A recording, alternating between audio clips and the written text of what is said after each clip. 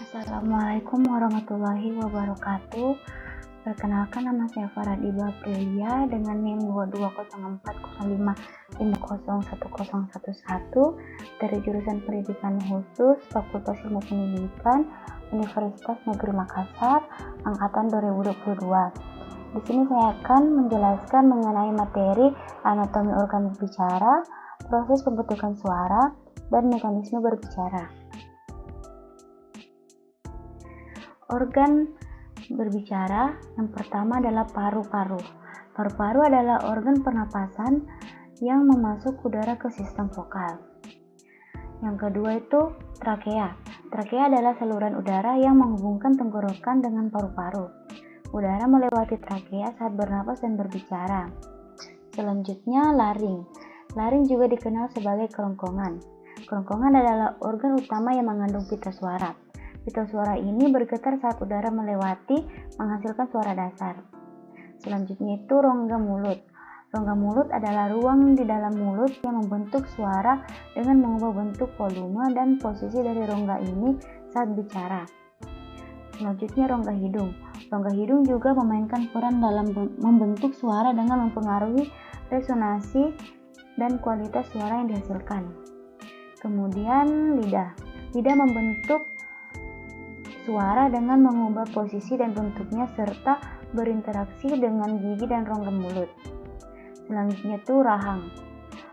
Kedua bagian tulang atas dan bawah yang terletak pada rongga mulut sekaligus sebagai tempat gigi untuk tumbuh. Berikutnya bibir. Bibir juga membentuk suara dengan mengubah bentuk dan posisinya. Berikutnya gigi. Gigi membentuk suara dengan mempengaruhi cara aliran udara melewati rongga mulut. Yang berikutnya itu hard palate. Biasa disebut dengan langit-langit keras, merupakan lempengan tulang yang memisahkan rongga hidung dan mulut.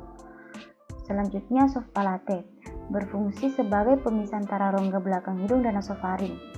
Selanjutnya faring. Faring adalah organ yang berada pada bagian tengah leher, letaknya diapit oleh saluran rongga hidung dan laring yang merupakan bagian dari saluran pernapasan atas.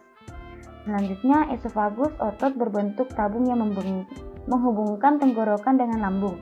Posisi esofagus tepat berada di belakang trakea dan jantung. Persis di depan tulang belakang, esofagus membentuk memanjang mulai dari tenggorokan hingga melewati diafragma. Yang terakhir itu diafragma. Diafragma merupakan otot utama yang digunakan saat bernapas. Otot ini terletak di bawah paru-paru dan jantung yang memisahkan rongga dada dan rongga perut. Selanjutnya proses pembentukan suara. Proses pembentukan suara dapat dibagi menjadi 3 subproses, yaitu pembangkitan sumber, artikulasi, dan radiasi. Menurut Furui 2001.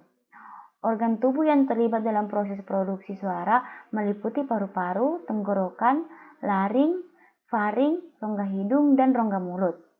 Terdapat suatu lintas vokal yang terdiri dari faring dan mulut.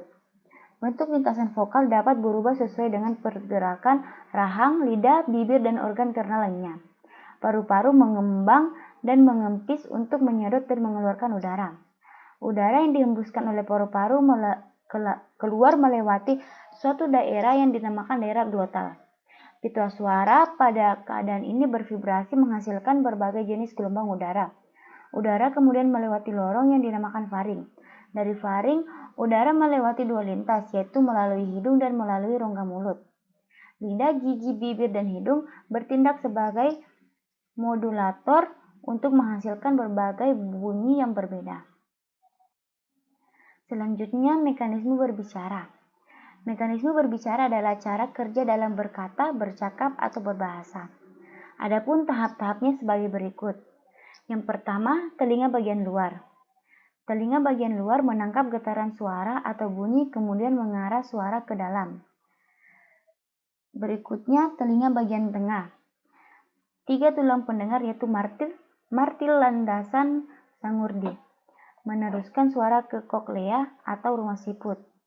Yang ketiga, telinga bagian dalam, yaitu koklea atau rumah siput yang menyeleksi suara. Yang keempat, telinga bagian dalam. Ujung saraf pendengaran dicorti dalam koklea meneruskan suara ke susunan syaraf pusat otak. Yang kelima, hasil getaran suara dapat diingat dan dimengerti, namun belum ada reaksi motorik. Yang terakhir, hasil getaran suara dapat diingat, dimengerti, dan disertai reaksi motorik, yaitu berbicara. Sekian presentasi dari saya. Assalamualaikum warahmatullahi wabarakatuh.